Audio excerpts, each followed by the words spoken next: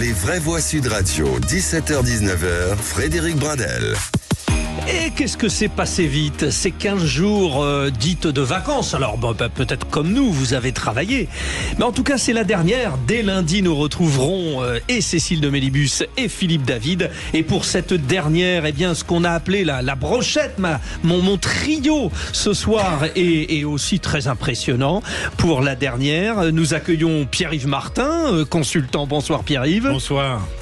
Nous accueillons Sophie Audugé, déléguée générale de SOS Éducation. Bonsoir Sophie. Bonsoir. Plaisir de vous retrouver. On s'était raté cet été. Ben voilà, vous êtes là, je suis content. Ça me fait plaisir. Merci. Et puis, alors lui, il était là. Cet été, on a passé l'été ensemble. François de Rugy, ancien ministre et ancien président de l'Assemblée nationale. Monsieur le Président, bonsoir. Bonsoir. Très bien, tout va bien? Très bien. Bon, alors bonne année à vous tous, évidemment. Merci. On s'est déjà un petit peu dit sur cette antenne, mais pas à vous trois en l'occurrence.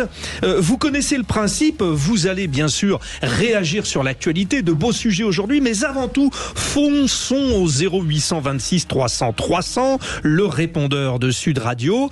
Nous vous invitons chaque jour à laisser une petite réaction, un message. Nous commençons par Jean-Louis.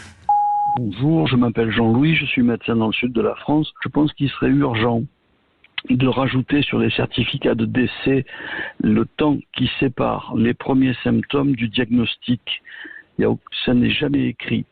Et c'est très important parce que ça permettrait de mesurer le foutoir dans lequel on vit sur le plan médical à l'heure actuelle. On voit arriver dans certains centres de soins des patients dépassés pour lesquels on ne peut plus rien faire. Voilà, et je pense que c'est important que ça puisse être mesuré. C'est le travail de l'INED, et comme ça n'est pas renseigné sur les certificats de décès, ils ne peuvent pas faire ce travail. Et message, merci, bonne journée. Mais merci Jean-Louis. Message très intéressant. Je pense qu'on a tous malheureusement été confrontés à cela, c'est-à-dire un proche décédé, et puis ce fameux parcours là qui est très difficilement identifiable. On manque d'informations dans ces cas-là, Pierre-Yves Martin. Oui, enfin, je pense que il y a une dimension émotionnelle qui est forte dans ces moments-là, qui certainement peut aussi altérer notre capacité à trouver les meilleures trajectoires. Et puis c'est un rendez-vous avec soi-même, avec la vie, avec ce qu'est la vie. Ça demande aussi de la maturité. Puis c'est aussi j'ai envie de garder un souvenir et une image positive de tout ça. C'est aussi des occasions extraordinaires de rencontres de grands professionnels qui ont des talents extraordinaires, notamment en psychologie. Moi, je me souviens, si vous me permettez de partager une anecdote très personnelle, quand ma mère, il y a 15 ans, est décédée d'un cancer, j'ai souvenir d'un échange avec le médecin-chef, extraordinaire, d'une finesse humaine et psychologique rare. Et donc du coup c'est aussi l'occasion de leur rendre hommage à toutes ces femmes et ces hommes qui font le lien humain, qui font de l'accompagnement au-delà de ce qu'ils devraient faire. Et Sophie Audugé, alors là c'est un bel exemple donné par Pierre-Yves, c'est-à-dire une rencontre forte, mais des fois cette rencontre ne peut se faire sur des bases, on va dire, sereines, et incompréhension, tension, ça arrive aussi. Oui, ça arrive, mais je crois aussi qu'il y a aujourd'hui des médecins qui alertent en demandant des choses concrètes. C'est ce que fait ce médecin. Oui, c'est ce qu'il fait. C'est très clair. Il dit voilà, on a des données statistiques qu'on devrait pouvoir produire, on n'a pas les éléments qui nous permettent de les produire. Donc je pense que aujourd'hui, si autant de professionnels alertent aussi spontanément sur des médias comme les vôtres, c'est parce qu'ils n'arrivent pas à se faire entendre par ailleurs. J'espère que l'information remontera où elle doit remonter. François de Rugy, encore un exemple de l'immense travail autour de la santé. Oui, c'est intéressant ce que dit ce médecin, parce qu'il parle justement d'expérience. Et c'est même un peu étonnant que ce soit un médecin qui le dise, puisque finalement, il pointe lui-même une faiblesse du système de santé dont il est c'est un peu un appel au secours. C'est un appel au secour, finalement. Et moi, je l'ai déjà dit d'ailleurs ici sur cette antenne, je suis toujours un peu, attristé que notre système de santé, dans lequel on met tant de moyens, puisque contrairement à ce qu'on entend parfois, on n'a jamais fait d'économie budgétaire sur le système de santé, au sens où il suffit de regarder le budget de la santé, de la sécurité sociale tous les ans, le budget que ce soit l'hospitalisation, que ce soit les médicaments. année après année, ils ont toujours augmenté, plus ou moins selon les années. Parfois, certains auraient souhaité qu'ils augmentent encore plus. Quand j'étais député, tous les ans, on discutait de l'ONDAM. Qu'est-ce que c'est l'ONDAM ? Oui, qu'est-ce que c'est L'objectif national des dépenses d'assurance maladie. C'est-à-dire, qu'est-ce qu'on va dépenser l'année prochaine ? Objectif qu'on se donnait, donc pour avoir une enveloppe, et puis qui souvent était dépassé, et qui était toujours de plusieurs pourcents de plus par an. Et en même temps, il y a cette insatisfaction, j'ai envie de dire généralisée, c'est-à-dire des patients, que nous sommes toutes et tous à un moment ou à un autre de notre vie, ou pour nos proches, qui ont du mal à trouver un médecin, même dans des grandes villes. On a dit les déserts médicaux à la campagne, moi je le vois dans ma région, dans le département de la Mayenne, c'est très très grave. Le député Guillaume Garot, j'allais dire, tire la sonnette d'alarme depuis des années, mais à Nantes même, il est parfois difficile de trouver un médecin généraliste. On m'a dit un jour, un lundi matin, on m'a dit, ah non mais monsieur, un lundi matin c'est impossible, parce que tous les gens attendent le lundi pour aller consulter, et donc tout le monde est débordé le lundi. Vous avez des médecins, maintenant ils vous disent, si vous n'êtes pas déjà mon patient, je ne vous prends pas. Oui. Bon, mais en même temps, vous avez quand même aussi, disons-le, justement un très grand savoir-faire d'abord, un très haut niveau de soins, un très haut niveau de protection. C'est-à-dire que François, on est un des rares pays quand même où quand on va se faire soigner, ça nous coûte rien. Une journée d'hospitalisation coûte 1000 ou 2000 euros par jour et on ne paye rien. Donc il faut jamais oublier ça quand même. Merci, les aspects positifs, même s'il y a des aspects négatifs. Merci les vraies voix et merci donc à Jean-Louis, médecin du sud de la France, qui nous a laissé ce message. Bon, alors, le sommaire, c'est 2 grands débats qui nous attendent. L'hommage national rendu ce matin à un des grands artisans de l'Europe, Jacques Delors, nous renvoie à la question de son héritage politique. En cette année d'élection européenne, Emmanuel Macron rameute les troupes face à des eurosceptiques en tête dans les sondages. À 17h30, le grand débat du jour, hashtag Jacques Delors, hashtag hommage, hashtag vœux, parce qu'il en a parlé le président. Quel développement devons-nous donner à l'Union européenne ? 1. L'agrandir. 2. La continuer. 3. La minimiser. 4. La bloquer. Vous nous dites tout ça sur le compte X de Sud Radio. Ça sera à 17h30. Et puis à 18h40, la France suit l'exemple de certains de ses voisins européens. L'âge légal pour passer le permis de conduire devient 17 ans. D'un côté, le gouvernement souhaite encourager la mobilité et l'insertion professionnelle. De l'autre, les professionnels s'interrogent sur la sécurité et la pratique. Ça vaut bien donc un coup de projecteur. 18h40, âge légal, insertion professionnelle, tout ça en hashtag. Le permis de conduire à 17 ans, est-ce vraiment raisonnable ? Vous nous dites ce que vous en pensez. Allez, déjà, des premières réactions avec notre auditeur fil rouge du jour au 0826 300 300. Les vraies voix Sud Radio. Nous fonçons tout de suite voir Jacqueline. Jacqueline de Paris, c'est ça ? Eh bien, oui, c'est Jacqueline de Paris, mais actuellement, je suis en Bretagne. Ah, voilà. Où exactement ? Je suis au bout de la presqu'île de Ruisse, à Port-Navalo, et je suis devant la mer et avec un superbe coucher de soleil. Et voilà. Vous nous dites ça comme ça, à nous aigris et jaloux. Très bonne année à tous, très très bonne année. Bonne année à vous. Alors, vous allez nous accompagner pendant cette émission, Jacqueline, mais déjà, un premier coup de gueule, nous vous mettons, on va dire, sur le devant de la scène. C'est quoi ce coup de gueule ? Marre de cette société qui vit dans l'urgence. Expliquez-nous. Ah oui, j'en ai assez de courir partout. Partout. Il faut courir pour prendre le métro. Si vous n'allez pas assez vite, les portes se referment. Vous allez à la gare, il faut arriver de bonne heure, mais après il faut courir pour arriver jusqu'à sa voiture, parce que bien évidemment il y a très peu de temps. Et les quais, les voitures sont longs, les trains sont longs. Tout est fait pour que, effectivement, nous ne traînions pas. J'ai remarqué que dans les gares, il n'y a plus de salle d'attente.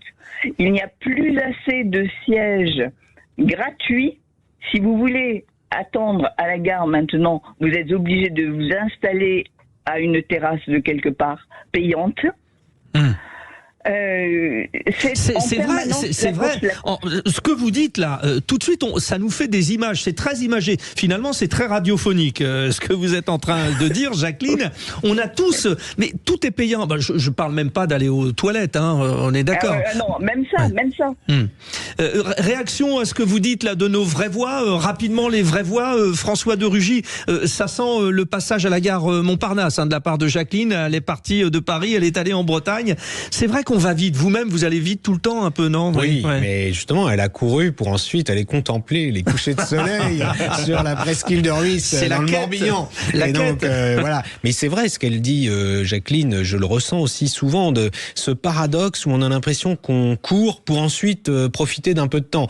Hein, et il y a des gens d'ailleurs qui sont les tenants de la slow life, c'est-à-dire l'idée de la vie lente, si on le dit en français et en bon français. Mais je crois qu'il n'y a pas beaucoup de gens qui aujourd'hui peuvent vraiment vivre en se disant je vais aller lentement. Et le pire en ce moment, c'est moi, parce que regardez, je dois en 25 secondes demander votre avis à vous, Pierre-Yves, et à vous, Sophie. Alors une petite réaction. Nous aussi, on est tenus par parce qu'il y a le temps, et vous savez. Et on a tous envie d'aller de plus en plus vite aussi. C'est ça le paradoxe. Sophie, vite. Alors, pour moi, vous allez vous dépêcher. Prendre le temps, c'est un vrai luxe. Ouais, c'est vrai. Voilà. Non, mais c'est vrai. Pierre-Yves, Martin. Ouais, on est dans la société de l'instantanéité et il y a rien à faire et c'est un vrai luxe, comme vous le dites, ouais, de prendre le temps. C'était une petite donnée philosophique après un petit voyage sur votre mer et coucher de soleil en face de vous. Jacqueline, on va dire que vous nous avez planté le décor pour l'émission. Oui. Ouais. Mais ce que je voulais dire aussi, c'est effectivement, à la radio, c'est insupportable. Ah oui, Vous n'avez jamais le temps. Mais c'est ça qui est... toujours concours. Il y aurait encore des choses à dire. Non, nous n'avons pas le temps, on passe à autre chose. Et en permanence, il y a une référence au temps qui est épuisante. Et vous savez, par exemple, alors, puisque vous me posez la question, je deviens l'auditeur et vous êtes la présentatrice. D'accord? On fait ça, Jacqueline? Je vous réponds. Je dis oui, moi-même, dans mon métier, au quotidien, la seule vraie pression que j'ai, c'est de pouvoir être pile dans les temps et d'être face à ma frustration, la richesse des propos et de se dire non. Voilà, je vous ai répondu avec le cœur. Envoyez la suite. Les vraies voix Sud Radio, 17h-19h, Frédéric Brindel. Pour ce vendredi, avant un beau week-end, on tirera les rois d'ailleurs ce week-end, tiens. Nos vraies voix ce soir, Pierre-Yves Martin, consultant, Sophie Audugé, déléguée générale de SOS Éducation, François de Rugy, ancien ministre et ancien président de l'Assemblée nationale. Oui, le François de Rugy, que vous êtes bien là, François.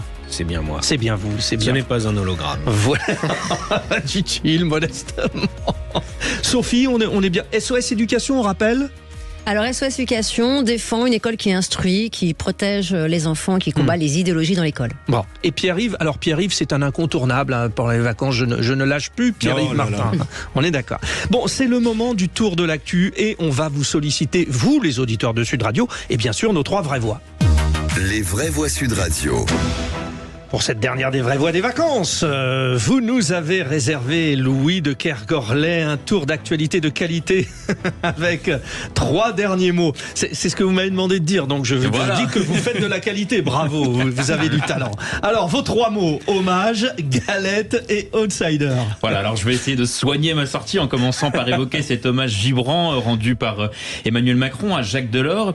Et puis en cette veille d'épiphanie, quoi de plus normal que de parler de galettes, mais c'est de plus en plus dur pour les boulangers, les artisans de s'en sortir face à la grande distribution.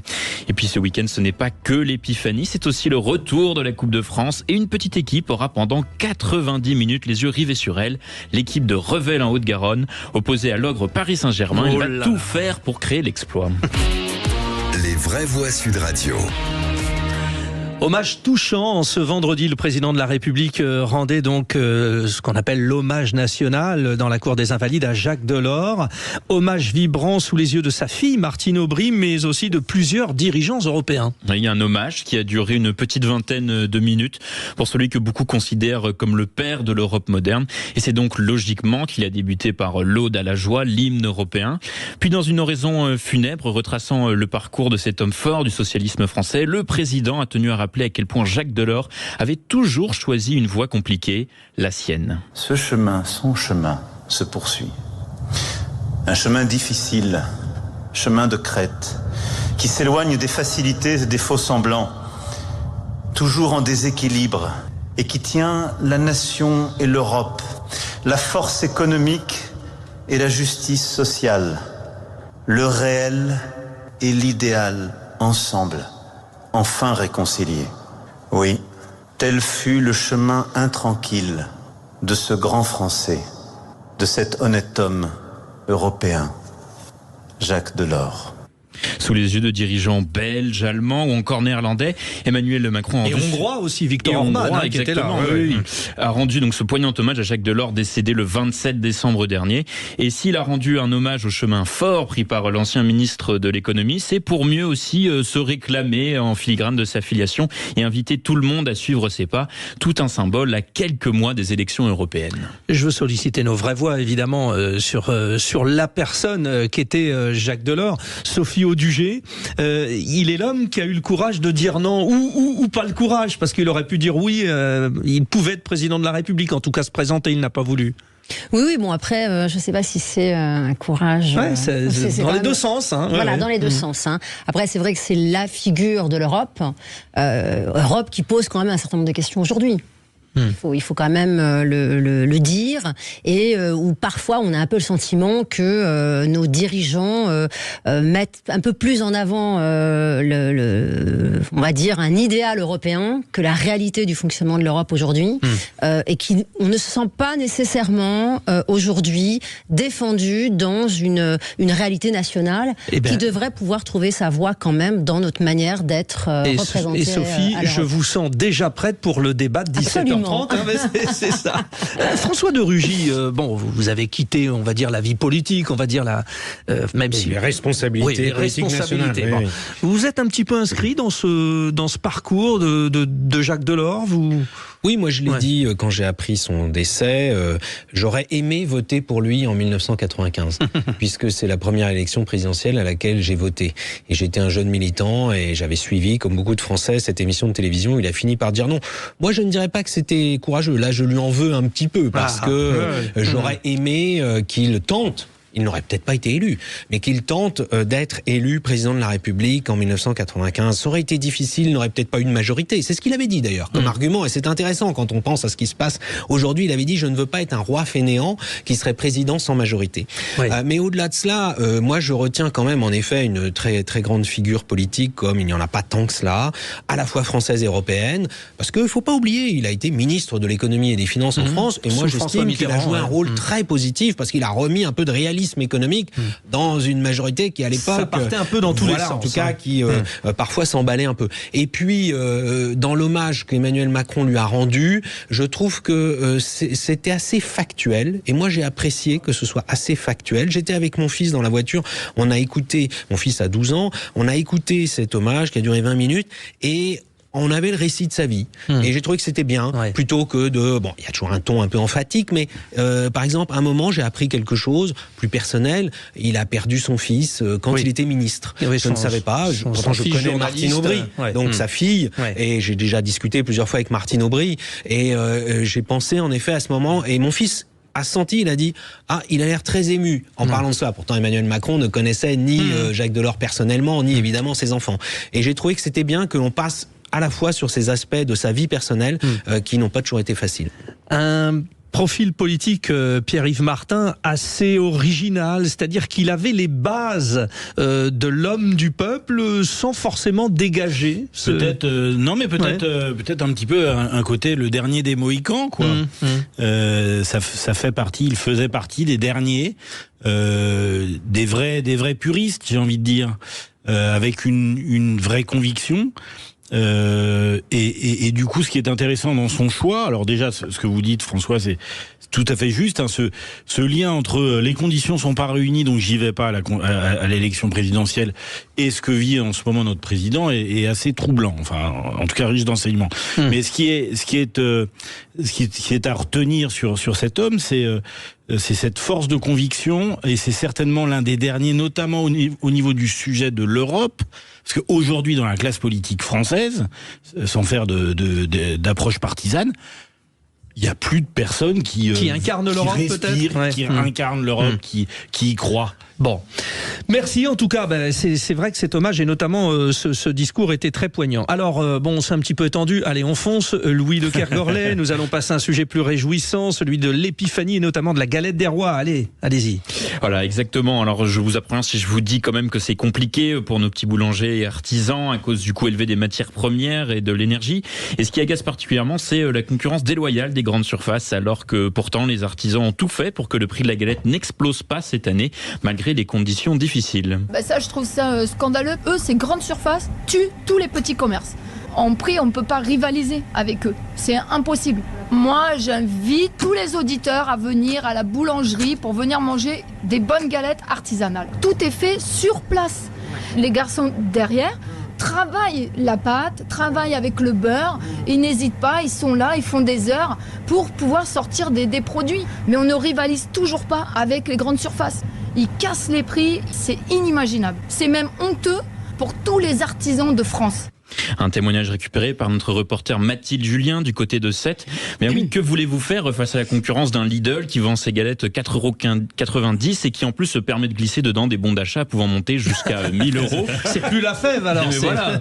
Mais si on les mange, alors les bons d'achat, on va plus les utiliser. Voilà, alors c'est plus compliqué. Le règlement ne le dit pas. En tout cas, le fossé semble aujourd'hui impossible à combler pour les artisans. Bon, alors ça va avec ce que nous disait tout à l'heure Jacqueline. On fonce, on est en retard. Allez, on se dépêche. Il rêve d'un destin à la Calais. Ah oui, le fameux club. À la Quevilly, Rouen aussi, ou plus récemment les Herbiers. L'équipe de l'US Revel rêve d'exploit à domicile face au tout-puissant PSG. C'est la Coupe de France de football. Voilà, alors pour une telle affiche, le petit club amateur de Haute-Garonne jouera au stade de Pierre Fabre de Castres, qui peut accueillir 10 000 supporters, et c'est plus que le nombre d'habitants de la ville. Avec un budget annuel. Exactement, avec un budget annuel qui correspondait au salaire journalier de Mbappé. Revel ne compte que des amateurs, tous travaillent à côté. Écoutez dans quel état d'esprit se trouve Jonathan Vieux, défenseur du club et informaticien dans la vie de tous les jours. Vieux, c'est son nom. Ce qui se passe à Revel. Tous les commerçants nous soutiennent, il y a des banderoles partout, on signe des autographes, enfin, c'est des choses auxquelles on n'est pas du tout habitué en tant qu'amateur, mais ça fait plaisir, on en profite. Après, on sait d'où on vient et on sait que le jour où ça va se terminer la Coupe de France, ça sera fini. On redeviendra des amateurs un petit peu inconnus, mais du coup on profite jusqu'à là. Nous, en tant que joueurs, on sait que ça va être très compliqué, on sait qu'on n'est pas favori, mais quand on va rentrer sur le terrain, on y va pour gagner, pas pour regarder les stars du PSG. Donc on espère, sur un malentendu, avec beaucoup de réussite, passer un tour de plus, créer l'exploit et écrire l'histoire du club de l'US Revel. Donc pour tous les amateurs de football et peut-être de belles histoires, rendez-vous ce dimanche à 21h. C'est ça le charme de la Coupe de France. Merci, on fonce dans un instant le grand débat. On vous le rappelle sur l'Europe, grand débat à cette occasion de l'hommage de Jacques Delors. Quel développement devons-nous donner à l'Union européenne? L'agrandir, la continuer, la minimiser, la bloquer? Vous nous dites ça sur le compte X, ex-Twitter. À tout de suite.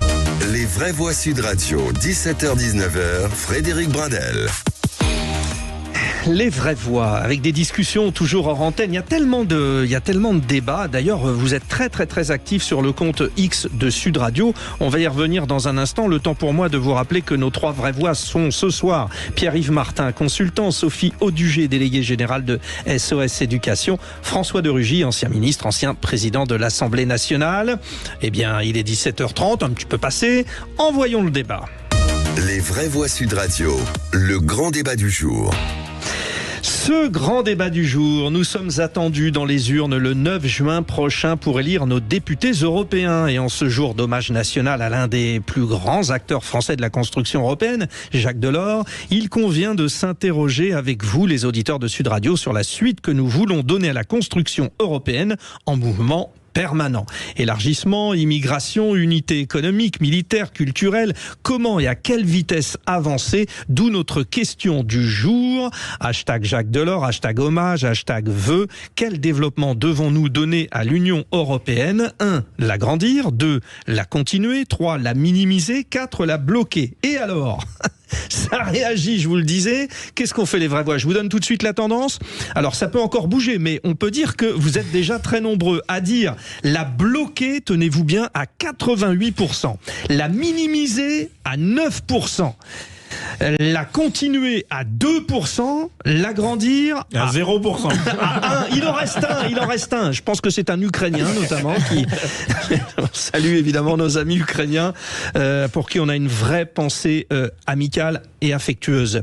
Un petit tour de table, peut-être avec vous déjà François de Rugy. Ça vous surprend la bloquer? C'est comme si finalement on avait un peu aussi aujourd'hui le réflexe de dire l'Europe, on n'y trouve pas notre compte. Oui, il y a beaucoup de Français qui pensent cela, et puis pas qu'en France. Les Britanniques sont sortis, ils ont fait un référendum, et il y a une majorité qui a voté pour le Brexit. si on en croit les études d'opinion d'aujourd'hui, ils sont pas satisfaits. Ils sont très majoritaires à le regretter et même très majoritaires à souhaiter même que le Royaume-Uni re-rentre dans l'Union européenne, ce qui évidemment serait très très compliqué et personne d'ailleurs dans les forces politiques britanniques ne le propose vraiment. Mais ceci dit, ça va faire partie du débat des élections européennes et c'est très bien. Il y a un débat tous les 5 ans, puis même entre chaque élection européenne, on revient souvent sur ces sujets-là, au-delà de l'hommage à Jacques Delors. Jacques Delors, moi je trouve que justement, il était un peu le pédagogue de l'Europe. C'est-à-dire, il était pro-européen, il était pour la construction européenne, la construction économique, puis politique. Il avait une phrase quand il a quitté la présidence de la Commission européenne en 1995, donc il y a presque 30 ans, que moi j'ai toujours retenu. Il a dit, on devrait faire l'approfondissement avant l'élargissement.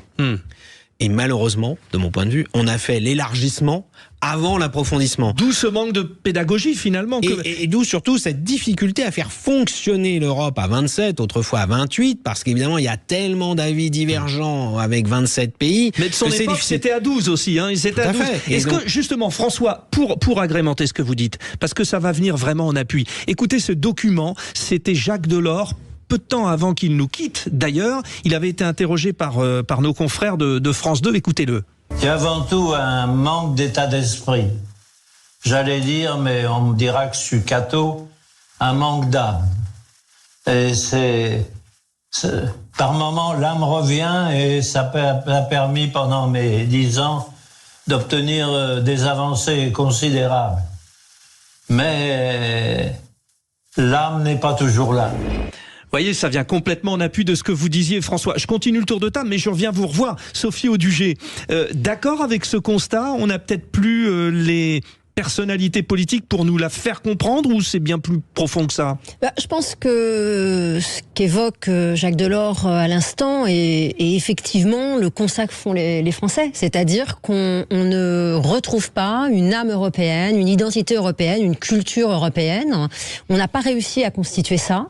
Effectivement, je suis d'accord, on a élargi avant de se mettre d'accord sur ce qu'on voulait comme Europe, quelle était la culture européenne, ce qui nous distinguerait d'autres grands groupes de pays, et puis on adopte quand même tous les dictats culturels américains. Je pense que ça n'apporte rien à l'Europe, si ce n'est qu'elle se perd et qu'elle n'a pas d'identité. Et à ce titre-là, je crois qu'aujourd'hui, un certain nombre de peuples, les Français a priori, par rapport à ce que donnent vos résultats, ne se reconnaissent pas, n'ont pas le sentiment d'être identifiés dans l'Europe, n'ont pas le sentiment d'appartenir à une Europe qui leur ressemble, et n'ont pas non plus le sentiment que cette Europe les protège. Avis aussi, Pierre-Yves Martin, pour continuer ce premier tour de table. Sur les élections européennes, j'ai l'impression que maintenant, le drame, c'est qu'on vote plutôt contre l'Europe. Ou pas. C'est contre ou pas, quoi, c'est ça, non? L'argumentaire majoritaire, c'est quand même de critiquer l'Europe. Et pas d'exprimer une conviction pro-européenne. Ça, c'est le premier élément. Le deuxième élément, c'est que par rapport à l'approfondissement versus développement, éclatement, il y a un vrai sujet d'esprit collectif. C'est que certainement, à un moment donné, on n'a pas privilégié le collectif, on s'est pas dit voilà, on va essayer de garder et de développer une cohérence entre nous, une ligne de conduite, une unité. Et sans cette unité, par exemple, on n'a pas été capable de faire, de mettre en place une politique fiscale européenne, ce qui est en 2023 ou 24, pardon, ce qui est extrêmement nuisible. Ça, c'est insupportable de dire que, par exemple, l'ouvrier roumain, ça ne sera pas les mêmes règles que pour l'ouvrier français. Et donc, du coup, on perd de notre cohérence, de notre projet d'unité, et qu'on n'est pas audible, lisible sur la scène internationale. Alors, je vous soumets à vous, les auditeurs de Sud Radio, à vous, les trois vraies voix, et puis nous irons voir aussi Jacqueline, qui est actuellement en Bretagne, et qui est notre auditrice fil rouge, ce qu'Emmanuel Macron disait à l'occasion de ses vœux, donc le soir du 31. Vous aurez, au mois de juin prochain, à vous prononcer sur la poursuite de ce réarmement de notre souveraineté européenne face au péril. Arrêter la Russie et soutenir les Ukrainiens, ou céder aux puissances autoritaires en Ukraine. Continuer l'Europe ou la bloquer. Poursuivre la transition écologique et productive, ou revenir en arrière. Affirmer la force des démocraties libérales ou céder aux mensonges qui sèment le chaos. Bon, c'est quasiment un premier discours de campagne électorale, là. François de Rugy, ce que dit le président de la République. Il a été, on va dire, rassembleur sur l'ensemble de ces 13 minutes d'intervention. Là, en revanche, il dit, allez, votez pour nous. C'est un peu ça, quand même, hein. En tout cas, il a un petit peu lancé la campagne européenne et on voit bien qu'il a voulu la lancer sur l'enjeu un peu, j'allais dire, avec deux pôles. Le pôle qu'il représente depuis maintenant bientôt 7 ans à la tête de l'État, mais qui était, son engagement pro-européen était déjà très fort avant qu'il soit président et c'est un peu le fil rouge quand même de son action internationale. Et puis le pôle autour de Marine Le Pen ou en tout cas du Rassemblement national. En l'occurrence, Jordan Bardella qui devra être la tête de liste et qui est en tête des sondages. Déjà désigné comme tête de liste et qui est plutôt, je dis ça parce que si jamais il est réquisitionné comme Premier ministre, anti-européen ou en tout cas voilà. Donc, mais c'est vrai que ces élections européennes doivent être l'occasion d'un débat. Et je pense qu'il y en aura un, et sur les différentes visions de l'avenir de l'Europe. Moi, je ne partage pas le pessimisme qui consiste à dire rien ne marche en Europe, l'Europe ne sert à rien, l'Europe n'arrive à rien. C'est souvent dans la douleur, mais on accouche à la fin de compromis qui font avancer l'Europe. Si vous regardez sur l'Ukraine, au début, tout était prêt pour que les avis au sein de l'Union européenne soient divergents et même opposés. In fine, l'Europe s'est mobilisée en soutien à l'Ukraine.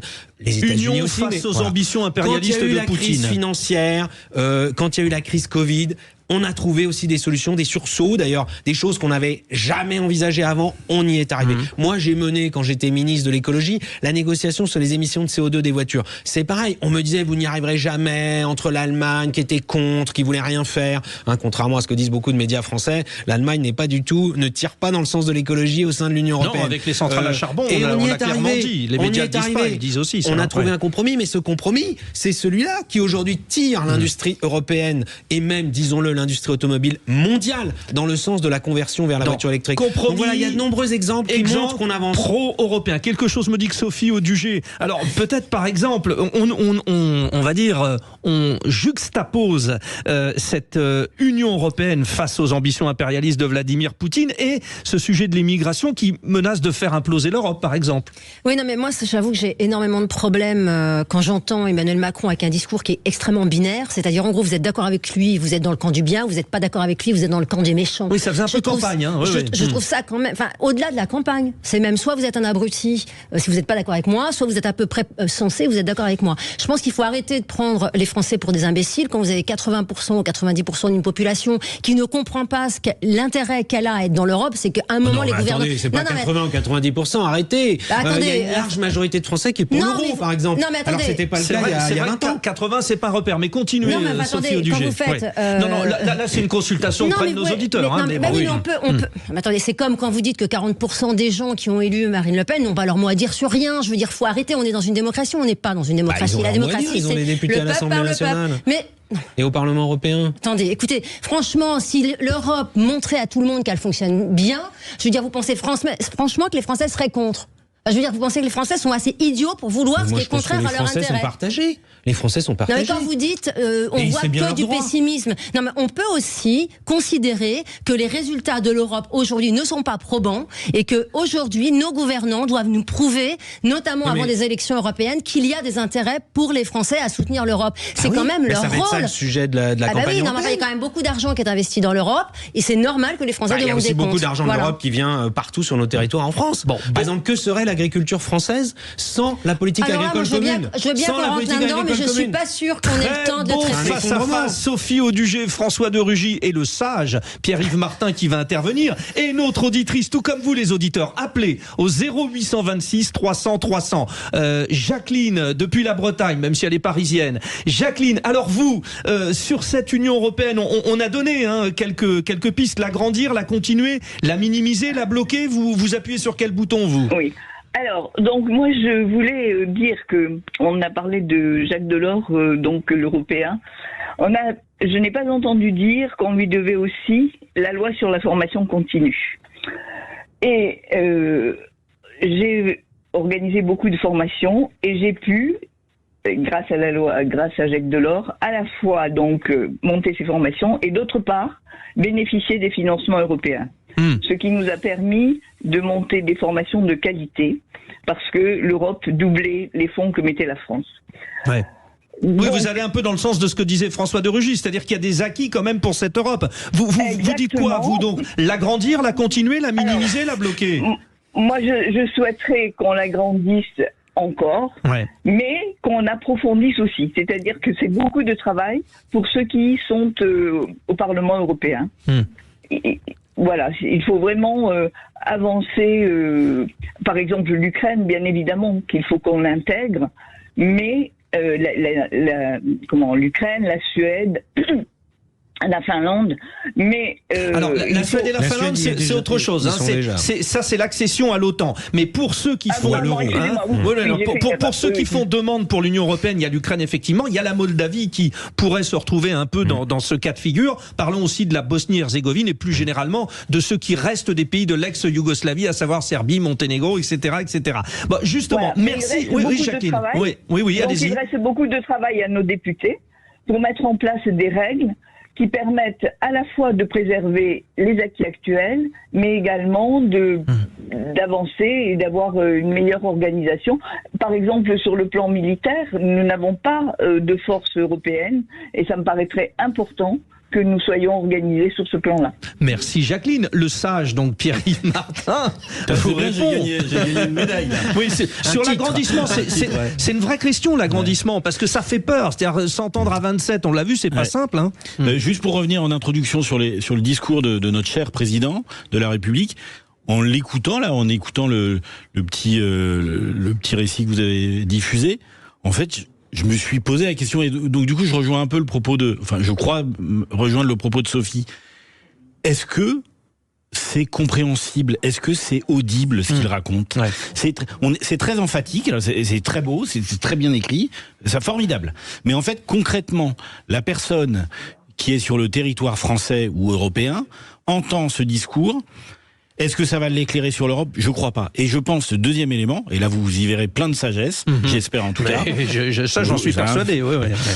C'est qu'il y a une confusion pour tout citoyen entre ce que, comme on est sur un millefeuille administratif, entre ce que l'Europe peut apporter et apporte, entre ce que l'État français peut apporter, entre ce que les territoires, les régions, les départements, les communes, les communautés de communes, etc. Et donc du coup, l'élection européenne, c'est un peu l'opportunité parfaite pour dézinguer l'Europe, parce que en fait c'est le bon bouc émissaire. On sait pas trop ce que ça fait. On sait qu'il y a de l'argent qui circule. On sait aussi, je voudrais pas altérer l'optimisme de François, mais c'est vrai que il y a des choses qui se mettent en place, il y a des résultats, mais c'est compliqué, c'est très très lent. Il y a une espèce d'inertie qui est assez impressionnante. Et des sujets d'incompréhension, on en parlait avec Sophie aussi, l'agriculture, mais vous en parliez aussi. Réaction au 0826 300 300. Pierre, filons dans le Vaucluse à Avignon. Bonsoir Pierre. Bonsoir à tous, bonsoir à toute l'équipe. Alors allez-y, si José depuis Avignon, vous êtes sur le pont, qu'en pensez-vous? Voilà. N'osez plus, Frédéric. Tout à fait. Voilà, je me permets d'intervenir à propos du sujet de l'Europe, car on nous bassine tout le temps avec les bienfaits de l'argent que nous apporte l'Europe, mais les cotisations de la France pour l'Europe sont supérieures à ce que l'on retire en fait en termes de financement européen. Ouais, dans la balance, ça nous coûte plus que ça nous rapporte, c'est ce que vous dites. Exactement. Donc ceux qui vantent les bienfaits pour la politique agricole commune française, en fait, on n'a aucun intérêt dans ce cas-là non plus, parce que si les Français finançaient leur politique agricole, déjà, ils pourraient l'orienter dans le sens qui intéresse réellement le pays, plutôt que de faire venir des tomates d'Espagne, du Maroc ou d'ailleurs. On pourrait très bien cultiver tous ces produits-là, comme c'était le cas il y a 40 ans en France, et bien d'autres produits. Quand on voit le prix des fruits, les cerises, les abricots qui sont légion chez nous, en fait, les agriculteurs cessent de cultiver ça parce qu'ils perdent de l'argent. Un exemple, sur les cerises, on s'interdit, à cause des écolos, un traitement phytosanitaire contre la mouche Suzuki. Et en fait, donc, les agriculteurs français ne peuvent vendre leurs fruits. Alors que dans d'autres pays de l'Union européenne, Non, mais même pas. On en trouve dans nos supermarchés qui viennent d'Espagne ou d'Italie. Je veux dire, il faut quand même se poser les bonnes questions. Voilà. Bon, et ça effectivement, Pierre. Ouais. Merci beaucoup, Pierre. On l'a dit, et Pierre est venu un petit peu en soutien nous l'expliquer. Vous avez parlé de la fiscalité, François. Nous avons parlé de l'agriculture, et voilà. Alors bon, effectivement, sacré pourcentage. C'est passé à une vitesse. Il faudra le refaire, hein, ce débat. Mais prenez le temps de je sais bien. Je pense à chaque fois ce que nous a dit Jacqueline en début. On va retrouver justement Jacqueline, puisqu'on va jouer, on va se détendre. Merci à vous trois, les vraies voix. Merci les auditeurs de Sud Radio. Vous êtes vraiment très très très nombreux à avoir participé. On est à 87% maintenant. Oh là là, oui, ça a beaucoup voté. 87% l'a bloqué, 10% l'a minimisé, 2% l'a continué, 1% l'agrandir. Bon, on peut penser effectivement, mais ça transparaît bien dans ce que nous ont dit nos vraies voix, c'est-à-dire que ça s'y prête aussi à vilipender un peu l'Europe. Merci. Dans un instant, le quiz. Il va falloir reconnaître les interprètes. À tout de suite. Les vraies voix Sud Radio, 17h-19h, Frédéric Brindel. Eh bien, pour cette dernière des vraies voix estampillées vacances, on peut dire que notre brochette de vraies voix est particulièrement performante. Sophie Audugé est là, Pierre-Yves Martin, François de Rugy, vous avez vu, pas forcément toujours d'accord. Et en plus, ils ont été un petit peu provoqués par notre auditrice fil rouge, Jacqueline de Paris, mais de Bretagne aussi en ce moment. Eh bien, on va la retrouver justement pour le quiz. C'est parti. Les vraies voix Sud Radio. Jacqueline, vous allez donc jouer au grand quiz de ces vacances. Je le rappelle, on écoute une chanson, il faut trouver l'interprète. À vous de nous dire avec qui vous voulez faire équipe. Donc, soit Sophie. Il faut imaginer qui est le meilleur chanteur. Ah bon, le meilleur connaisseur. Le meilleur connaisseur. Donc, soit François de Rugy, soit Sophie Audugé, soit Pierre-Yves Martin. Qui choisissez-vous? Non, je vais faire un tandem de femmes, Sophie Audugé. Merci. Voilà. Je sais pas si c'est le bon choix, mais je vais faire ce que je peux, promis. Moi aussi, je vais faire ce que je peux. Donc, mesdames contre messieurs. Donc, François et Pierre-Yves, ensemble. Je le rappelle, il s'agit de répondre le plus rapidement possible. Vous me donnez l'interprète. Attention, c'est parti. Julie Armani, là, ou un truc comme ça. C'est presque ça. Si tu me la donnes. Non, je la donne pas. Armanet. Oui, Armanet. Très bonne réponse de Sophie Audugé. C'est Juliette Armanet. Tu peux me donner un demi-point au moins. Non. Je suis très strict, Pierre-Yves. Ouais. En plus, Pierre-Yves a déjà fait la semaine dernière le quiz. Donc, un point en moins déjà. Bon, Jacqueline, je vous ai pas entendu. Vous pouvez à n'importe quel moment intervenir. Oui. Bon, je voulais juste vous dire. Merci Sophie. Voilà, je voulais juste vous dire que le thème, je me suis dit, allez, on va se lâcher, c'est la dernière. Donc, les thèmes, les chansons sont liés au fait qu'on se lâche. Attention, qui chante ça? Mais bien cher frère. C'est Eddie Mitchell. Ouais, Eddie Mitchell. Oh là là. Aidez-moi en régie. Benoît. Un point chacun en même temps, me dit Benoît. Alors, oui, là, vous avez fait la photo finish, comme au Tour de France. Alors, galanterie oblige, cher ami. Je croyais qu'on ne faisait pas la guerre des sexes ou la guerre des genres. Et c'est là qu'on nous ressort l'histoire de la galanterie qu'on était censé. Sophie Audugé qui nous a dit. Pas du tout. Pas de guerre des genres, pas de théorie du genre. Et voilà que ça revient. Le match continue. Jacqueline et Sophie d'un côté face à Pierre-Yves et François de l'autre. Ça fait 2-1, un point aux deux. Qui chante ça? Dalida, bien sûr. Oh là, mais vous êtes très rapides tous les deux là. Je pense que c'est Sophie. Je pense que c'est Sophie. Merci. Ça fait 3-1. Jacqueline, allez-y, Jacqueline, dites aussi. Oui, mais. Bon, sachant que laisser 10 secondes à Jacqueline le temps qu'elle puisse s'exprimer. Non, je l'entends très bien, Jacqueline. Mais moi, comme j'aime bien Jacqueline, je voulais. C'est le privilège du casque. Voilà. Bon, le vainqueur étant celui qui arrive à 4, et vu qu'il y a 3-1, ça peut se jouer là. Donnez-moi. Alors c'est vrai, c'était bien ça, Dalida. Laissez-moi danser. Bon. Alors, allez, un petit peu plus récent. Qui chante ça? Victime de la mode. C'est Pierre-Yves. Encore, mais Sophie, elle est très très forte. Hein. Ça c'est vraiment, ça s'est joué à peu de choses. Je sais, Sophie, vous me regardez. Vous avez raison. J'aimerais qu'il y ait quand même un outil un petit peu plus pointu. Sophie, ça va être une dernière manche avec le but. Sophie, l'outil pointu, et je sais de quoi je parle, c'est mon nez. Oui, alors là, on en est. je préfère que ce soit votre oreille là. Hein. Jacqueline, vous êtes soutenue par Sophie qui est performante. Vous en profitez. Encore une balle de match. Dites-nous qui chantait ça. J'ai tout mangé le chocolat. Julie Pietri. Oui, Sabine Paturel, très bonne réponse de Jacqueline. Et Jacqueline, championne. Et oui, Jacqueline, le point du match. Victoire féminine. Vraiment, formidable. Oui. Formidable binôme. Pour l'honneur, les garçons, dites-nous qui chantait ça. Je viens de chanter là. C'était Gérard Lenormand. C'était Gérard Lenormand, évidemment. Et oui, voilà, bon ça, voilà. C'était pour l'honneur. Bravo, mesdames, Jacqueline et Sophie Audugé. On va se retrouver dans un instant pour les infos. C'est vraiment toute l'expression de la femme. Voilà, mais bien sûr. Oh là là, on y est. Allez, à tout de suite. Les vraies voix Sud Radio, 17h-19h, Frédéric Brandel. Ce soir, les vraies voix pour cette dernière de ce qu'on appelle les vacances d'hiver, hein, version vacances d'hiver. J'en profite pour remercier notre réalisateur Benoît Goutorbe aux manettes. Vous pouvez appeler, vous les auditeurs de Sud Radio, 0826 300 300. Vous l'avez vu, hein, pendant les débats, tout ça, vous êtes reçus par l'inégalable Aude, hein, parce que Aude a cette gentillesse que personne n'a finalement. Donc, vous êtes bien reçus. Et puis, bien sûr, Ottilie Pascal qui nous aide à préparer cette émission. Les vraies voix ce soir sont Pierre-Yves Martin, consultant, Sophie Audugé, déléguée générale de SOS Éducation, François de Rugy, ancien ministre et ancien président de l'Assemblée nationale. Ils vont tous assister dans un instant au Top Click.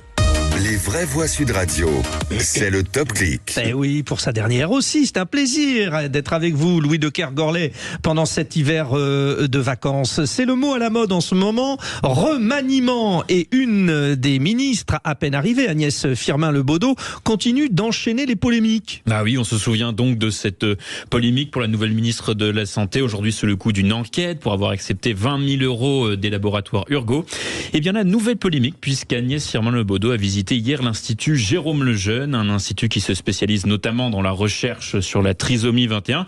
Jusque-là, rien de grave, me direz-vous, sauf que cet institut se démarque par son refus de faire des recherches sur les embryons, ses positions anti-avortement et anti-mariage pour tous. Cette visite n'a donc pas échappé à l'opposition et notamment Boris Vallaud, président des députés socialistes. Voici ce qu'il en a dit sur son compte X. Mettre à l'honneur les historiques et déterminés militants anti-IVG et anti-mariage pour tous est un signal inquiétant du gouvernement. La recomposition de la droite se poursuit. Même son de cloche pour la sénatrice Laurence Rossignol.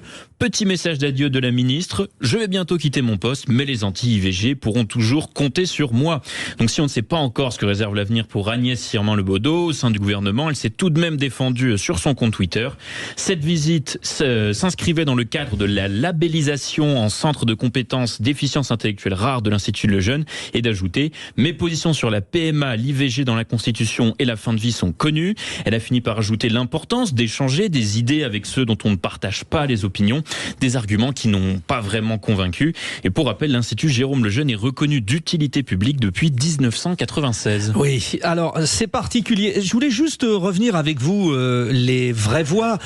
Elle a été pharmacienne, elle a reçu des cadeaux. Tout le monde reçoit des cadeaux dans le cadre d'une profession. À partir du moment où on devient politique, ce qu'on a touché comme cadeau après, c'est content. C'est pas un peu facile, c'est pas un peu stupide. Je suis en train de défendre la ministre, mais je l'assume finalement. Oui, quand à une époque, moi, ma mère, elle est coiffeuse, elle a souvent reçu des cadeaux. Enfin, non, je sais pas, Sophie Audugé, vous n'allez pas être d'accord avec moi. Non, enfin, je veux dire, après, il y a une déontologie, il y a des choses qui doivent être respectées, qui sont contrôlées. S'il y a un doute, il faut mener une enquête et c'est à la justice de faire son boulot. Je veux dire, voilà. Franchement, je pense que tout ça, ça donne quand même une très très mauvaise image de nos ministres, de notre politique. Et franchement, je pense que pour les jeunes générations, faut pas s'étonner s'ils se désintéressent franchement de la politique avec ce qu'on leur donne à voir. Oui, mais François de Rugy, quel rôle jouent aussi les réseaux sociaux, c'est-à-dire l'ouverture à toutes les supputations aussi? Oui, je crois que vous avez bien résumé les choses et vous aussi, Sophie, ça a été révélé par Mediapart. au moment où elle était nommée ministre par intérim de la Santé, alors qu'elle était déjà ministre depuis un an et demi, ministre déléguée. Bon, c'est toujours un peu bizarre. Tiens, pourquoi juste à ce moment-là ? Mais à partir de là, c'est d'ailleurs suite à une action de justice par rapport au laboratoire Urgo. Donc ça va être passé au crible. S'il y a un problème de déclaration ou s'il y a un problème de non-respect des règles, eh bien il y aura évidemment sanction. Et puis voilà, c'est pas sur les réseaux sociaux ou ailleurs que ça se juge, c'est avec les instances régulières. Non, moi je suis un peu désolé aussi de la polémique là sur la Fondation Lejeune. Moi j'ai aucune sympathie pour ce courant de pensée anti-avortement. La Fondation Lejeune, à une époque, il y avait des militants qui allaient s'opposer physiquement dans des cliniques à des avortements. Donc ça allait assez loin. C'est plus le cas maintenant, et heureusement. Mais là aussi, c'est vraiment lamentable quand on entend les commentaires de responsables politiques. Madame Rossignol, qui a été ministre. Oui, c'est ça. J'ai du respect. On parle des réseaux sociaux, mais là, c'est entre politiques. Et son action politique, mais dire c'est la recomposition des droites. Sous-entendu, Macron, à travers sa ministre, va aller faire une recomposition avec l'extrême droite anti-avortement, alors qu'il est en train d'inscrire l'avortement dans la Constitution. Non, mais on délire complètement. On délire. Restons un peu. Non, mais une structure d'utilité publique qui, quand même, accompagne énormément de parents qui ont des enfants trisomiques. Et juste un petit mot pour conclure, parce que je savais que ça allait être passionnant. Et après, on a le tour de table. Donc, un mot pour vous, Pierre-Yves Martin. Parce que Frédéric, vous avez dit que tout le monde recevait des cadeaux. Moi, je ne reçois jamais de cadeaux. Donc je vais vous en offrir un. Pour que les auditeurs de Sud Radio m'envoient des cadeaux. Et en plus, vous le méritez, parce que qu'est-ce que vous m'avez aidé pendant ces 15 jours. Voilà. Merci Louis de Kerburlet. Merci. On est obligé de foncer, c'est le tour de table. Regardez les actualités régionales. Tour à tour. Finot. On pourrait faire des choses. On discute jamais business à table. Je crois qu'on a vu le tour du sujet. Il me demande mon avis sur l'actualité. Je pilote. Le tour de table. De l'actualité. Voilà, avec les fameux jingles. On commence par vous, Sophie Audugé. Alors, là, vous, c'est un sujet qui vous tient à cœur sur un groupe d'experts exclusivement, je lis le lancement, exclusivement trans affirmatif, lancé par l'OMS. Je vous laisse expliquer. Oui, alors voilà, le 18 décembre, entre la dinde et la bûche, l'OMS annonce avoir constitué un groupe d'experts pour élaborer les nouvelles lignes directrices pour la santé des personnes trans qui concerneront les enfants. Ce groupe rassemble exclusivement des personnes qui sont pour la transition de genre des enfants. Pourtant, il existe des pédiatres, des médecins et des professeurs de psychologie qui ont accompagné des centaines de jeunes en transition et qui, constatant les effets négatifs d'une transition trop rapide, ont appelé à la prudence. Aucun de ces experts internationalement reconnus n'est dans la liste du groupe de travail constitué par l'OMS. On y trouve par contre la fondatrice d'une clinique du genre, dont on imagine bien qu'elle sera plutôt favorable, car tout de même, c'est une sacrée manne financière. Et bien sûr, des militants trans. Consultation publique écourtée, date et heure du jour de la première réunion déjà ficelée, autant dire que le rapport est plié. C'est invraisemblable que l'argent des Français finance des technostructures internationales à ce point idéologique qui conditionnent nos stratégies de santé. Je le dis sans détour, les adultes font ce qu'ils veulent, mais il nous appartient de veiller à la protection des enfants. L'objectif des militants trans, que semble suivre l'OMS, est d'affirmer sans l'interroger le genre ressenti de l'enfant quel que soit son âge. Leur argument est que l'enfant qui se ressent garçon alors qu'il est une fille doit vivre le moins longtemps possible dans la réalité de son sexe biologique. Aucune donnée scientifique sérieuse ne démontre cela. Au contraire, l'expérience des 10 dernières années montre que la transition pédiatrique est expérimentale. Nous en avions parlé d'ailleurs sur cette antenne. Absolument. Une expérience médicale faite sur des enfants. C'est ainsi qu'on a fait croire à des enfants qui étaient mal dans leur vie de fille, qu'elles étaient nées dans le mauvais corps. Mais leur souffrance était ailleurs, liée à des troubles psychologiques, à l'autisme, au traumatisme suite à des abus sexuels. Elles se sont vues administrer des bloqueurs de puberté, des hormones de l'autre sexe et se sont fait amputer de leur sein. Alors que de nombreux pays font marche arrière, l'OMS convoque les militants trans pour rédiger ces lignes directrices. On ne peut pas laisser l'OMS placer le ressenti de l'enfant au-dessus de la réalité biologique de son sexe de naissance, réalité qui est inscrite dans son code génétique, dans chacune de ses cellules et dans la moindre goutte de son sang. Et ça, vous dites que c'est déjà plié ou pas, Sophie? Parce qu'il y a un calendrier, je crois que c'est en février que ça va être décidé. Non, le groupe d'experts a été annoncé. Il y a une consultation qui se termine ce dimanche, donc le 7 janvier. Et il est important qu'on réagisse, puisque on ne peut pas faire croire à un enfant qu'il est facile de choisir d'être une fille ou un garçon et de l'enfermer dans son ressenti d'enfant, car la réalité est autre. Il s'agit d'interférer sur son développement par l'injection de substances chimiques dont il sera dépendant toute sa vie, qui le rendront presque systématiquement stérile avec des risques graves sur sa santé. Laissons-lui le temps de grandir avant cette pétition Oui, a été c'est une lancée. pétition que vous êtes plusieurs à la lancer, On c'est est ça. plusieurs à la lancer pour exiger que l'OMS revoie sa copie. Il ne s'agit pas de ne pas mener ce groupe de travail, au contraire, mais il faut qu'elle intègre des experts plus critiques afin de nourrir un débat réellement contradictoire. Ouais, Moi, j'ai signé. C'est ce que vous demandez, en Et fait. Vous j'invite- demandez un débat. contradictoire avec des experts qui ont des points de vue différents et qui ont surtout accompagné des centaines d'enfants en transition. Bon, c'était votre tour de table. On sait que, à travers SOS Éducation notamment, vous êtes très Et si on peut engagé donner sur. le nom de Allez-y. cette pétition, c'est Allez-y. whodecides.org, WHO-decides.org. Merci pour eux. D'accord, très bien. C'était votre tour de table. On marque une petite respiration et on retrouve dans un instant Pierre-Yves Martin et François de Rugy pour leur tour de table. Je ne vais pas solliciter parce que vous l'avez vu, Sophie avait un message bien précis et comme Et qu'on n'a pas le temps et qu'on prend pas le temps. Non, c'est pas ça, c'est pas Non, ça. je te taquine. Ben oui, bien sûr, mais c'est Parlons Vrai sur Sud Radio. Ouais. Donc tout le monde parle vrai. Voilà. On y va. Les vraies voix Sud Radio, 17h-19h, Frédéric Brindel. Les vraies voix qui vivent leur moment, on va dire, c'est le point culminant de la vraie voix sur l'émission Les vraies voix, c'est-à-dire le tour de table. Vous avez vu comme Sophie Audugé tout de suite a mis la barre très haut et ils attendent François de Rugy et Pierre-Yves Martin d'entrer en lice. Eh bien justement, entrons. À quoi tu penses? Je pense que quand on mettra les cons sur orbite, t'as pas fini de tourner. Non, moi je crois qu'il faut que vous arrêtiez d'essayer de dire des trucs. Le tour de table. De l'actualité. Et nous poursuivons avec François de Rugy. Alors là, c'est l'ancien ministre de l'écologie qui va parler, mais non, vous dites émission gaz à effet de serre de la France qui baisse, personne n'en parle. On a eu un débat la semaine dernière, mais allez-y, ça fait pas de mal. Oui, je constate que on passe beaucoup de temps dans les médias à parler de tout ce qui va mal. C'est vrai dans beaucoup de domaines. Mais en matière d'écologie, c'est particulièrement vrai. Et avec vraiment un discours lancinant de dénigrement systématique de la France en général et de ce que font les autorités publiques, et notamment l'État, en matière de lutte contre le réchauffement climatique. On a eu, vous vous en souvenez sans doute, cette fameuse décision de justice où l'État a été condamné pour inaction climatique sur une période antérieure d'ailleurs au mandat d'Emmanuel Macron, mais évidemment tout le monde, les associations environnementalistes, les opposants politiques et aussi beaucoup de médias ont dit Monsieur Macron est le président de l'inaction climatique. Bon, entre-temps, vous avez eu deux choses quand même qui sont intéressantes. Une décision pour l'instant de la même juridiction administrative, qui a là débouté les associations qui avaient a été à l'origine de cette condamnation, cette fameuse, ils avaient appelé ça l'affaire du siècle, et ils ont été déboutés parce qu'ils voulaient faire condamner, cette fois-ci, financièrement l'État. Et là, la juridiction administrative a dit, mais non, entre-temps, l'État a pris des mesures, et elles commencent à porter leurs fruits.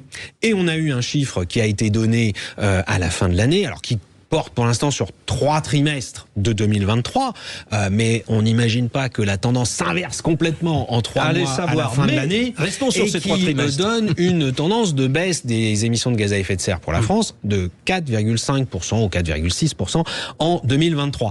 Ce qui est à peu près d'ailleurs le rythme qu'il faut pour atteindre les objectifs qu'on s'est donnés. Et là, les associations environnementalistes qui nous disent matin, midi et soir qu'on n'en fait pas assez sur le climat, que les résultats sont nuls, n'en parlent pas. Les médias n'en parlent quasiment pas. Alors que c'est quand même intéressant, parce que ça veut dire que les efforts des Français, parce qu'en fait, ce sont les efforts des Français. J'y pense. Bien sûr, c'est l'État qui met en œuvre des politiques, les collectivités locales, les entreprises. Mais en fait, à la fin, c'est les efforts des Français portent leurs fruits. Et moi, je crois, contrairement à beaucoup d'associations environnementalistes ou à Europe Écologie Les Verts, que c'est en mettant en avant les résultats positifs qu'on motivera les gens à en faire davantage. Car oui, il faudra en faire davantage dans les années qui viennent. Et c'est pas en disant tout le temps, ça marche pas, on n'y arrivera pas, c'est nul, qu'on va motiver les gens, bien au contraire. Et c'est vrai que la France est loin d'être le pire des élèves en termes de protection de la planète. Et sur les émissions de gaz à effet de serre, la France, rendez-vous compte, les émissions par habitant sont dans la moyenne mondiale. C'est-à-dire que on est, alors qu'on est un des pays quand même assez développé économiquement, avec une industrie, on devrait être au même niveau que les États-Unis, on devrait être au même niveau que l'Allemagne, on devrait être au même niveau que le Canada, que l'Australie. Eh bien non, on est dans la moyenne mondiale, c'est-à-dire 3 à 4 fois moins que des pays comme ceux que je viens de citer. Et j'avais eu l'occasion, puisque c'était un de nos tout premiers débats de cette période, de rappeler que l'industrie française est le bon élève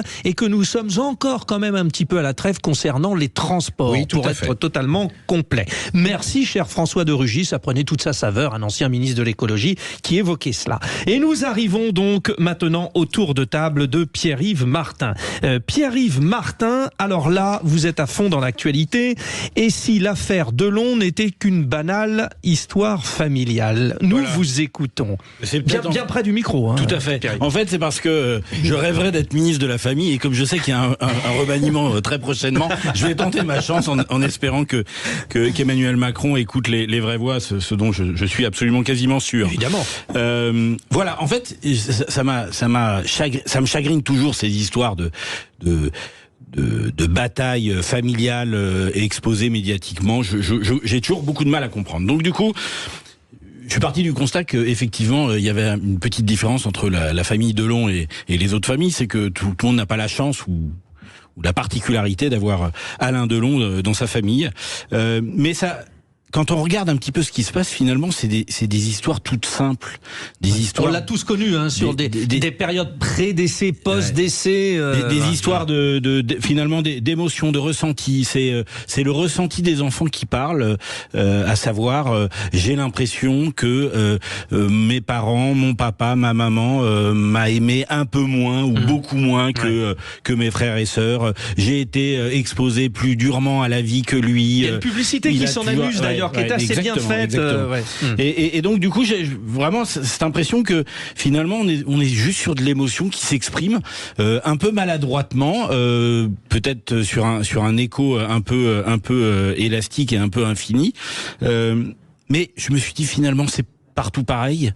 Dans n'importe quelle famille, c'est compliqué. Dans n'importe quelle famille, il y a des expressions de colère, de jalousie, de haine par moment, d'amour à d'autres moments.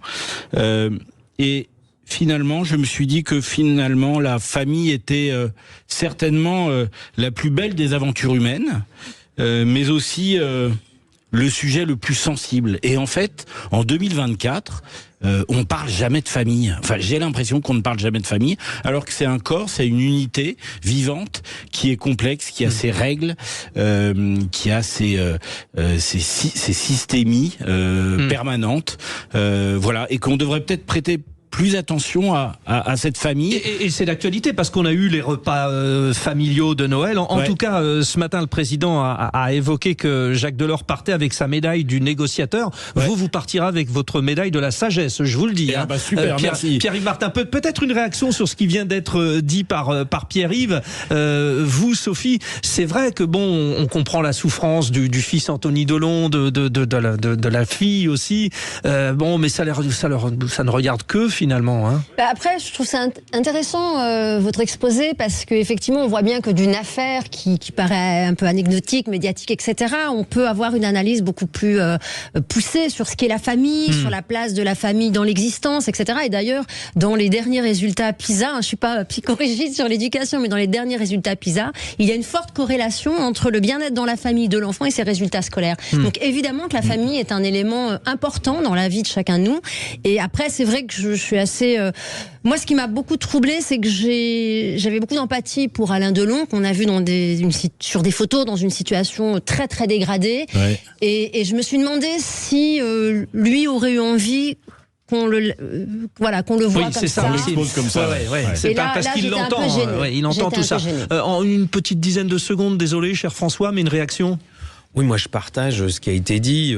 Après, est-ce que ça doit être médiatisé ou pas ? Bon, c'est les stars, le statut des stars du cinéma, de la chanson, parfois aussi de la politique, c'est que leur vie privée est étalée sur la voie publique, en tout cas dans le débat public. Mais en effet, c'est des paroles pleines de sagesse sur la famille, parce que les histoires familiales, je pense qu'on en a toutes et tous, à la fois des formidables, et on est content de se retrouver en famille, comme c'était le cas à Noël pour beaucoup de Français, et en même temps, bah oui, il y a des histoires difficiles, notamment au moment des héritages, il faut bien le dire. Moi, j'ai été très marqué dans mon enfance, parce que ma grand-mère m'avait raconté qu'elle s'était brouillée avec son frère. Elle n'est même pas allée à son enterrement. C'est une histoire d'héritage. Et je me suis dit, j'espère que jamais je ne serai comme ça. On en connaît tous des cas comme ça. Merci. Les vraies voix, vous, François de Rugy, vous, Sophie Audugé, Et vous, Pierre-Yves Lesage, pardon, Pierre-Yves Martin, mais ça vous va tellement bien. Oh là là. Âge légal, insertion professionnelle, 2 hashtags. Pourquoi ? Puisque nous vous posons cette question. Le permis de conduire à 17 ans, est-ce vraiment raisonnable ? Nous y arrivons à 18h40. Ce sera l'objet de notre coup de projecteur. Mais avant, il va y avoir la fameuse séquence des vœux au gouvernement de la part de nos 3 vraies voix. Sud Radio. Sud Radio. Parlons vrai. Parlons vrai. Carrefour. Si je vous dis Nutella. Alors oui, j'en achète pour les enfants, mais souvent c'est moi qui le mange. Et si je vous dis que c'est le mois Carrefour et que pour fêter ça, avec 25% d'économie créditée sur votre carte Carrefour, le pot de Nutella de 630 grammes revient à 3,22 € seulement. Et j'avoue que je finis le pot à la cuillère. Et c'est jusqu'au 14 janvier chez Carrefour, Carrefour Market et leur drive. Carrefour. On a tous droit au meilleur. Prix payé 4,29 €, soit 6,81 € le kilo. Détail sur carrefour.fr. Pour votre santé, évitez de grignoter. Sud Radio Montpellier. 104.7. Sud Radio. Chez Action, nous avons des prix extrêmement bas.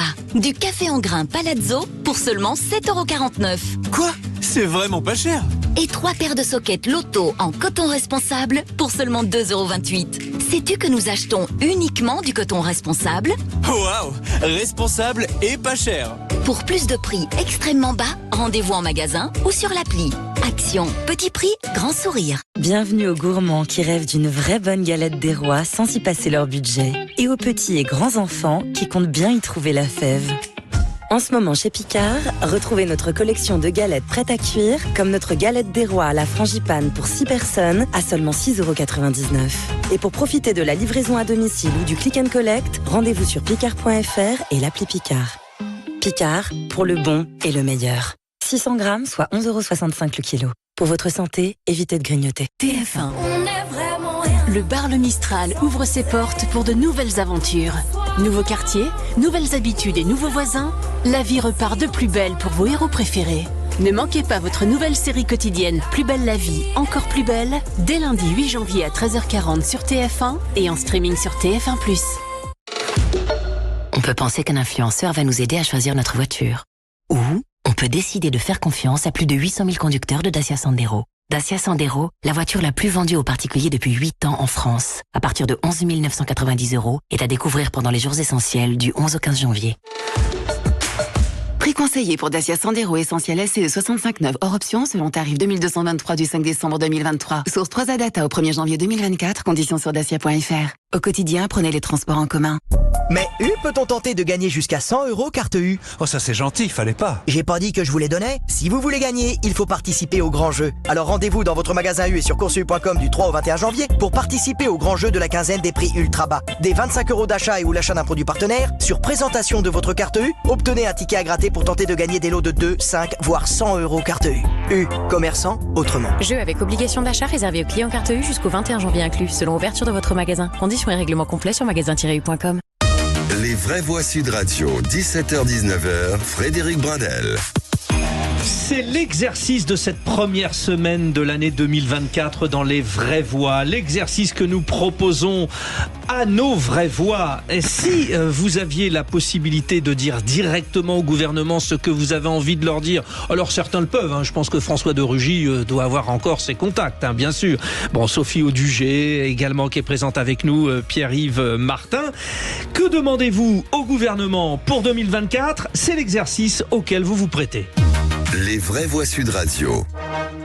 Mes chers compatriotes, je vous souhaite une très belle et une très heureuse année 2024. Nous allons rechercher des compromis, des accords. Nous serons à l'écoute des propositions qui seront faites.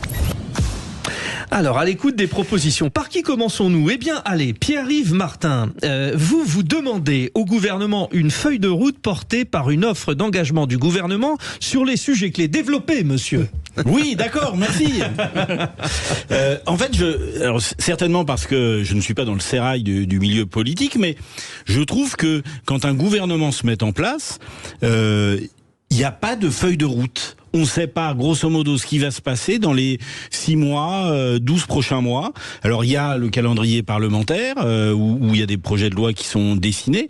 Mais ce que je souhaiterais, c'est qu'il y ait une offre d'engagement. C'est quoi une offre d'engagement ? C'est que le gouvernement, avec le président de la République, identifie sur les 5 sujets clés de la société française, un engagement d'action et de résultats attendus à une échéance de 12 mois, 24 mois, 36 mois. Alors il y a le programme lors des élections, lors de la campagne. Quand vous regardez le programme, c'est très flou, c'est très générique. Enfin, c'est pas assez précis. En même temps, c'est fait pour qu'on vote pour voilà, vous. Exactement. Ça, voilà. Ce que je voudrais, moi, c'est une offre claire sur les 5 sujets clés de la société, avec voilà le résultat qu'on veut faire, avec telle action, et voilà quand est-ce que ça aura lieu, de manière à ce qu'il soit finalement un peu soumis ou communiqué à l'opinion publique en disant voilà, nous on va travailler là-dessus sur les 12 et 24 prochains mois, et que ça soit clair et que ça soit lisible, parce qu'en fait aujourd'hui tout va tellement très vite que et que comme on a un problème de mémoire politique, nous les Français, en plus, on sait plus pourquoi on a voté, ce qui avait été vraiment engagé, etc. S'il pouvait y avoir une offre, une feuille de route claire et lisible par tous, quel que soit son milieu, son niveau, etc., pour qu'on puisse dire voilà, tous les 6 mois ou tous les 3 mois, voilà, au lieu d'avoir un porte-parole qui vient répéter les éléments de langage qu'on lui a mis, Olivier Véran, voilà, en l'occurrence, en ce c'est moment. simplement de reprendre cette feuille de route et de dire tous les 3 mois, voilà, là ça a marché, là on est sur la bonne trajectoire, là on change parce qu'on s'est planté, etc. Message entendu, Pierre-Yves Martin. Nous passons à Sophie Audugé, avec évidemment un thème qui lui est cher, sortir toutes les associations idéologiques de l'école où elles n'ont rien à faire. Je crois que vous avez écrit un petit mot, allez-y, la demande au gouvernement. Je n'ai pas le numéro de téléphone direct du président de la République. Je crois que François de Rugy l'a. Voilà, bon. donc François, on peut en parler après. Alors, monsieur, j'ai préparé un texte vraiment très officiel, parce que vous avez dit des vœux, tout ça. Allez-y. Alors, monsieur le président de la République, la moitié des enfants de France quittent l'école primaire sans savoir lire et sans avoir acquis les bases du calcul. Ils ne connaissent pas l'histoire de leur pays ni sa géographie. Au niveau de l'immense richesse de la culture française, c'est le néant, ayant pour seule référence Disney et Netflix. Ils apprennent qu'on peut changer de sexe, que discriminer c'est mal, que les générations d'avant sont responsables de tous les maux de la société, esclavagiste, colonialiste, collaborateur, en un mot qu'il n'y a pas de quoi être fier d'être français. Voilà avec quels enseignements vous faites rêver les jeunes générations. En réalité, c'est tout le contraire qu'il faut faire. Pour développer un esprit critique, il faut d'abord apprendre. Il faut aimer d'où l'on vient. Il faut être assoiffé de connaissances. Et c'est seulement une fois grandi de tout ce matériel à penser que notre jeunesse préférera construire le futur de son pays que d'aller faire du business ailleurs. Monsieur le Président de la République, mes 2 vœux pour 2024 sont: je vous demande de sortir toutes les associations idéologiques de l'école où elles n'ont rien à faire. Je veux dire toutes les associations qui n'enseignent pas les arts, la culture, les sciences, les jeux de réflexion et les sports. Vous pouvez inviter les associations au contenu idéologique qui vivent des subventions publiques à aller plutôt convaincre directement les parents et à aller chercher l'argent de leur subsistance directement auprès d'eux au lieu d'endoctriner les enfants. Je vous demande de passer 100% du temps scolaire à instruire les enfants et à leur faire aimer notre langue, les sciences, l'histoire et la géographie de notre pays, l'art et la culture. Que le reste soit laissé à la liberté de conscience des parents qui donnent l'éducation, alors que l'État doit l'instruction, comme le dit si bien Victor Hugo dans cette formule célèbre: l'éducation c'est la famille qui la donne, l'instruction c'est l'État qui la doit. Eh bien voilà, celle-ci d'ailleurs qui a déjà été utilisée cette semaine. Elle est belle, hein, cette citation. Et enfin, terminons, la demande de François de Rugy, alors à son ancien patron finalement. On ne fait plus que des lois on ne fait plus que des lois de simplification. Ah, allez-y, je vous attends là-dessus. Oui, j'ai proposé ça le 31 décembre au soir, après avoir écouté le président de la République donner ses vœux aux Français. Il y avait beaucoup de sujets, et parmi les sujets, il a parlé, je pense comme d'autres années, des enjeux de simplification législative, réglementaire en France. C'est un chantier pour moi permanent. Quand j'ai été député, je rêvais qu'il y ait une commission spécialisée à l'Assemblée nationale sur la simplification. Les députés de toute tendance auraient travaillé sur des idées de simplification législative avec un objectif annuel: un texte de loi par an pour simplifier. On n'y est jamais arrivé, malheureusement. Et là, j'ai dit, puisque le président parle de simplification, pourquoi pas, en 2024, on se donne cet objectif. Chaque ministère, quand il propose une loi, il faut que ce soit une loi de simplification. Alors je sais que ce vœu ne sera pas exaucé, mais je voulais faire ce vœu pour que tout simplement on se pose la question. Moi j'ai été législateur pendant 15 ans, mais qu'on se pose la question de dire c'est normal qu'on enrichisse la loi de nouveaux sujets, de nouvelles règles, de nouveaux pour la sécurité sanitaire, la sécurité alimentaire, la sécurité environnementale, etc. Mais il faut aussi songer de temps en temps à alléger nos codes code du travail, code de la santé, code de l'environnement et ainsi de suite. Message reçu, bravo nos 3 vraies voix. Il y a du boulot donc. Dans un instant, les auditeurs de Sud Radio, vous répondez à cette consultation pour le coup de projecteur. Hashtag âge légal, hashtag insertion professionnelle. Le permis de conduire à 17 ans, est-ce vraiment raisonnable? Allez sur le compte X de Sud Radio, vous donnez votre avis. 0826 300 300, nous avons un invité d'honneur, Mathieu Maucor, délégué interministériel à la jeunesse, qui va venir nous expliquer ça avec nos 3 vraies voix dans un instant. Les vraies voix Sud Radio, 17h-19h, Frédéric Brindel. Les vraies voix ce soir avec vous, les auditeurs de Sud Radio. Vous continuez de donner votre avis. Dans un instant, le coup de projecteur avec donc Pierre-Yves Martin, consultant, Sophie Audugé, déléguée générale de SOS Éducation, François de Rugy, l'ancien président de l'Assemblée nationale. Ils sont avec nous. C'est le coup de projecteur. Les vraies voix Sud Radio, le coup de projecteur des vraies voix. Il y avait bien cette possibilité de pratiquer la conduite accompagnée dès 15 ans, avant le fameux passage à l'âge adulte et l'obtention du permis de conduire pour ses 18 ans. Le gouvernement vient de trancher. L'âge légal pour avoir son permis sera désormais de 17 ans. Le Conseil national de la sécurité routière réclame des mesures d'accompagnement et de suivi. Le gouvernement défend son choix. Il faut encourager la mobilité et l'insertion professionnelle. Notre coup de projecteur, vous répondez sur le compte X Sud Radio.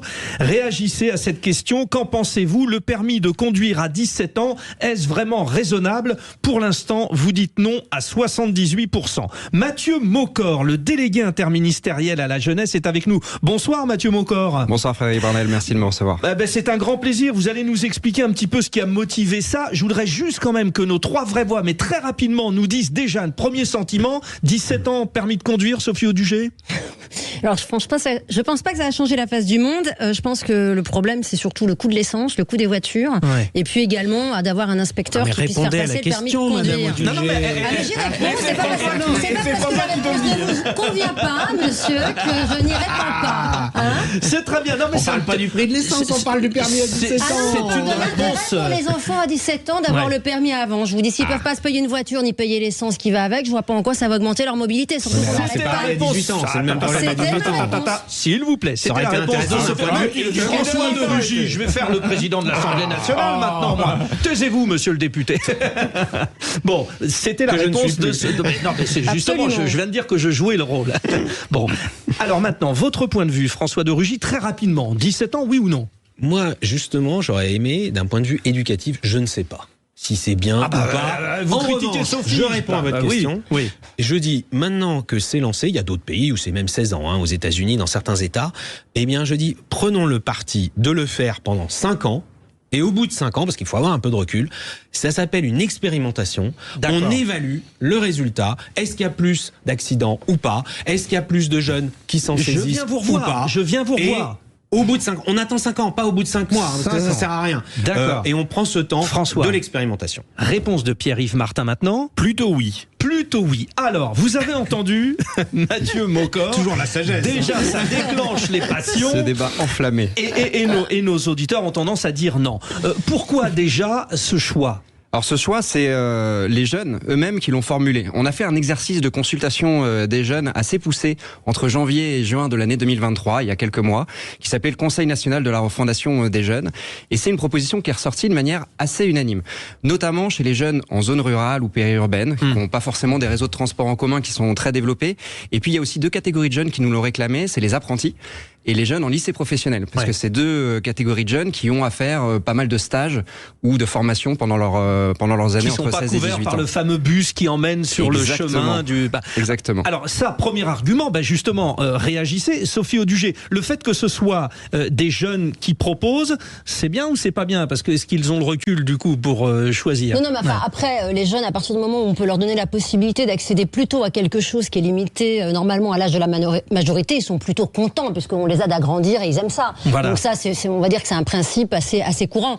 Après, effectivement, la question, c'est combien de jeunes ça représente, qui vont pouvoir à travers le permis plutôt pouvoir accéder à effectivement des emplois dans le cadre des contrats de qualification, des lycées professionnels, etc. Il faudra avoir des statistiques. Et après, il y aura de toute manière un problème économique. Je veux dire, la voiture coûte très cher pour des jeunes qui justement ont des revenus extrêmement faibles, notamment quand ils sont en lycée pro et quand ils font les stages. Donc ça, c'est intéressant. Ouais. Moi, ça m'intéresse si c'est associé à tout un ensemble de mesures financières qui vont permettre à des jeunes de pouvoir avoir des conditions préférables. Mathieu Mocor, c'est une question. Que faites-vous dans ce cas-là ? Alors, sur le point de savoir combien de jeunes ça va concerner, aujourd'hui on a à peu près 400 000 jeunes qui passent le permis de conduire à 18 et 19 ans.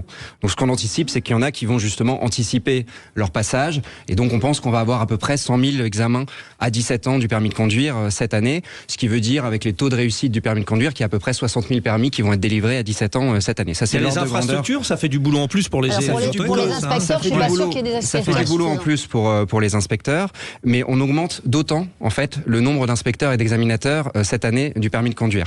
Globalement, vous avez 1,5 million d'examens du permis de conduire qui sont menés chaque année. On en anticipe 100 000 de plus l'an prochain, et on a à peu près 1300 inspecteurs et examinateurs du permis de conduire, et on est en train de recruter entre 70 et 100 entre 2023 et 2024, donc c'est des proportions tout à fait similaires. Donc on se place dans une position pour éviter ce qu'on appelle des goulots d'étranglement, des délais trop importants pour passer le permis. Et ensuite on a regardé ce qui se faisait à l'international. C'est important de se dire qu'on n'est pas, on n'est pas le seul pays. Le Royaume-Uni le fait déjà, l'Irlande depuis les années 60, l'Autriche depuis quelques années, et l'Islande, et puis il y a des pays qui le font avec certaines conditions. Et ce qu'on observe dans ces pays, c'est qu'il n'y a pas de pic d'accidentologie routière, et surtout les statistiques sont les mêmes à 17 ou 18 ans. C'est pas exactement pareil à 16 ans, et c'est pour ça qu'on a choisi de placer le curseur à 17 ans, en prenant un parti pris qui est assumé, qui est d'avoir une mesure claire et simple.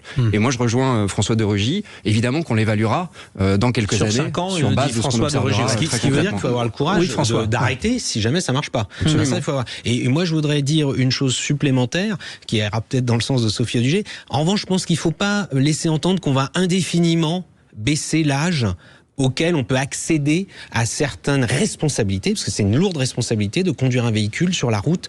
Et donc, il faut dire, 17 ans, mais ça veut pas dire, dans quelques années, peut-être on ira vers 16 ans, et puis la majorité à 16 ans. Moi, je suis totalement contre, par exemple, la majorité à 16 ans. François, vous êtes père, je suis père aussi. Ma fille a passé le permis à 20 ans, voilà, enfin 19 ans. Est-ce que vous sentez une différence, on va dire, de maturité entre 17 et 18 ans? C'est ça la question.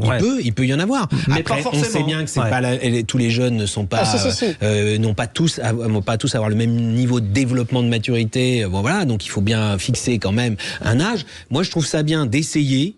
Et sans, encore une fois, laisser entendre que petit à petit, peut-être un jour on pourra voter à 16 ans, peut-être un jour... Non, il y a quand même des âges de maturité qui ne vont pas descendre indéfiniment. Ça, je pense que ce serait malsain. Par ailleurs, ce qui est quand même assez drôle, c'est qu'on fait ça au moment où l'âge du permis de conduire a plutôt tendance à reculer. C'est-à-dire que les jeunes ont plutôt tendance à passer leur permis plus tard aujourd'hui. Parce que ça coûte cher. Non, pas uniquement. Aussi. Non, parce que le rapport à la voiture a changé. Bien sûr. Aussi.